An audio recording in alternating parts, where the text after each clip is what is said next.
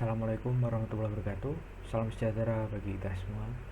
Puji dan syukur selalu kita panjatkan kehadirat Tuhan Yang Maha Esa atas segala nikmatnya, sehingga kita dapat diberikan kesehatan, kelancaran, serta kenyamanan dalam menjalani segala aktivitas. Saya di sini akan mempresentasikan hasil diskusi kelompok kami tentang pro kontra pembelajaran daring.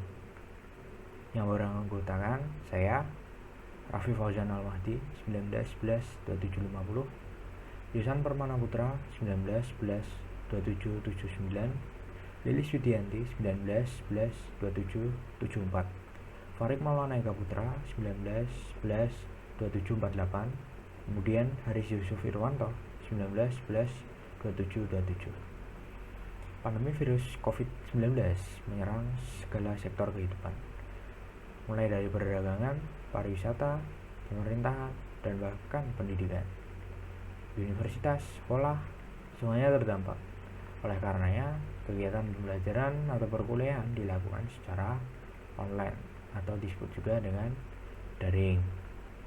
Nah, daring merupakan singkatan dari dalam jaringan, yang artinya pembelajaran daring merupakan pembelajaran yang dilakukan secara online atau tidak tatap muka secara langsung, melainkan menggunakan platform yang telah disediakan.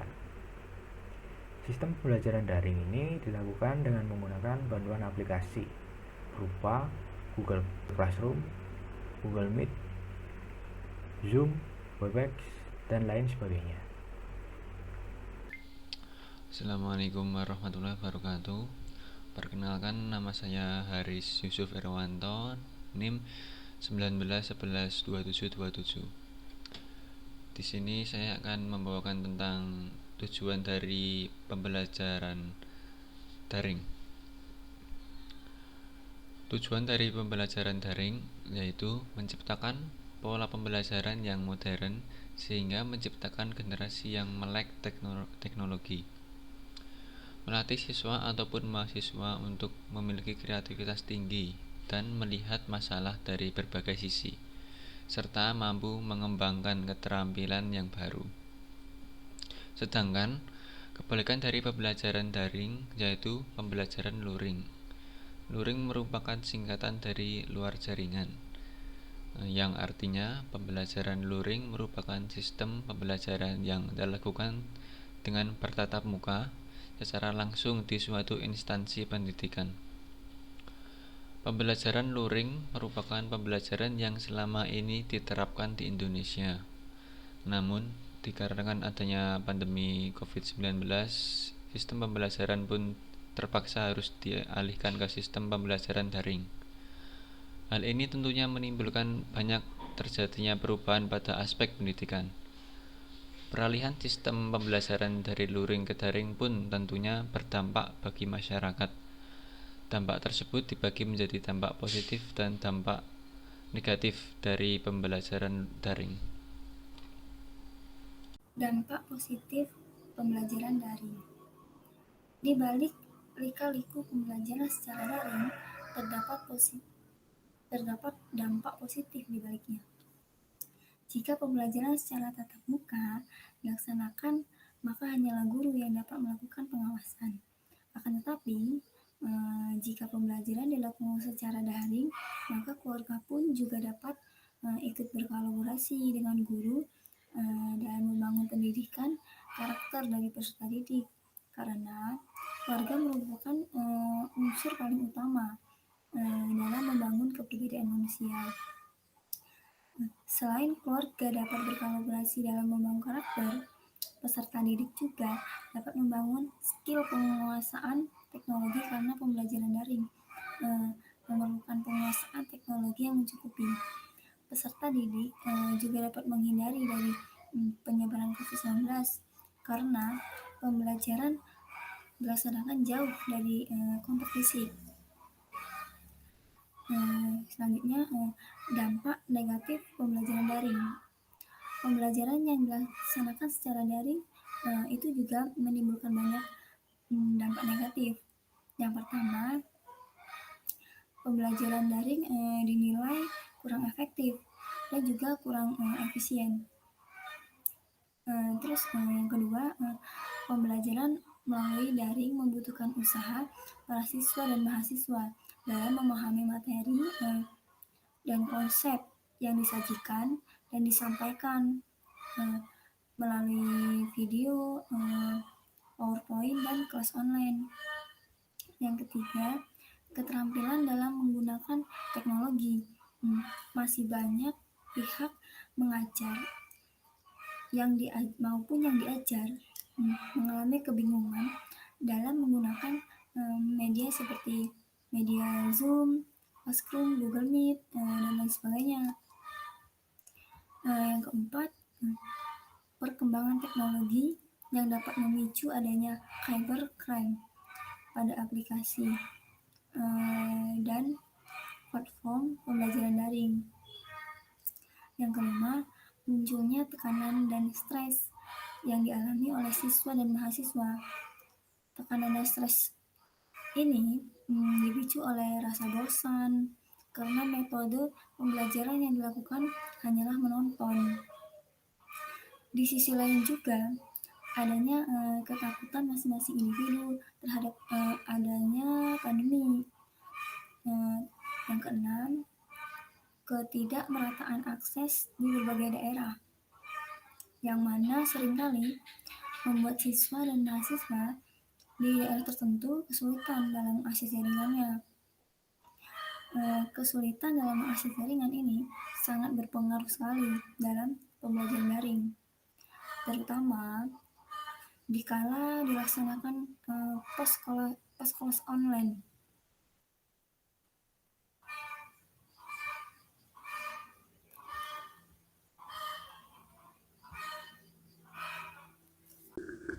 Assalamualaikum warahmatullahi wabarakatuh. Perkenalkan, nama saya Farid Maulana Putra, NIM 19112748. Di masa pandemi seperti ini, semua aktivitas yang biasanya kita lakukan di luar rumah dipindahkan ke rumah masing-masing. Mulai dari pekerjaan, sekolah, maupun perkuliahan dilakukan secara daring. Tentu saja pembelajaran secara daring berbeda dengan pembelajaran tatap muka atau secara langsung. Interaksi secara langsung saat melakukan aktivitas tentu saja mudah dilakukan dan lebih tidak menjenuhkan. Akan tetapi kondisi pembelajaran daring saat ini tentu saja banyak membuat beberapa orang merasa jenuh dan mudah bosan. Bagaimana tips atau solusi untuk mengatasi kejenuhan dalam pembelajaran daring? Yang pertama, disiplin dalam membuat jadwal perkuliahan. Dengan Anda membuat jadwal perkuliahan ini, maka Anda akan dapat meminimalisir kesibukan-kesibukan lain di luar perkuliahan ya. Dengan itu Anda dapat mengikuti pelajaran atau mata kuliah dengan tepat waktu dan tidak menunda-nunda waktu.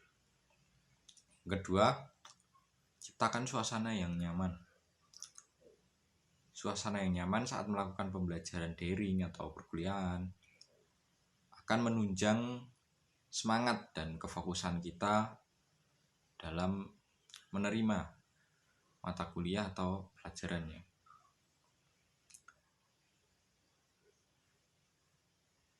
Jika suasana sangat cocok dengan Anda, pastinya Anda juga sangat senang dalam melakukan hal apapun.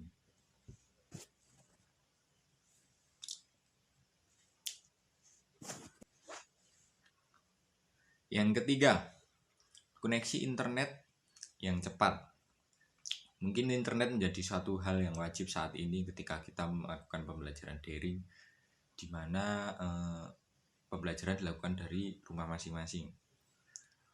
Karena dengan internet juga kita dapat terhubung ya. Nah, dengan internet yang cepat, tentu saja kita berharap agar saat pembelajaran daring ini kita tidak terputus-putus. Karena kalau terputus-putus itu kita akan merasa kesal. Terkadang juga sinyal yang putus-putus itu akan menghambat pembelajaran daring. Oleh karena itu, internet merupakan faktor kunci dari pembelajaran daring. Yang keempat, batasi penggunaan gawai atau gadget ya. Bisa mungkin menggunakan gadget dengan ya seminimal mungkin lah.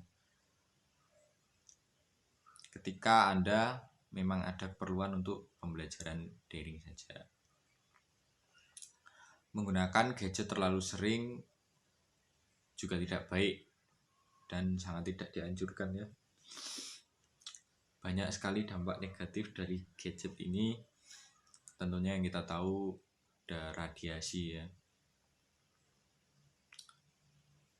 Karena penggunaan gadget yang terlalu sering itu menyebabkan radiasi yang berlebihan terhadap tubuh kita. Oke, sekian presentasi dari kelompok kami. Kurang lebihnya mohon maaf. Akhirul kalam, wassalamualaikum warahmatullahi wabarakatuh.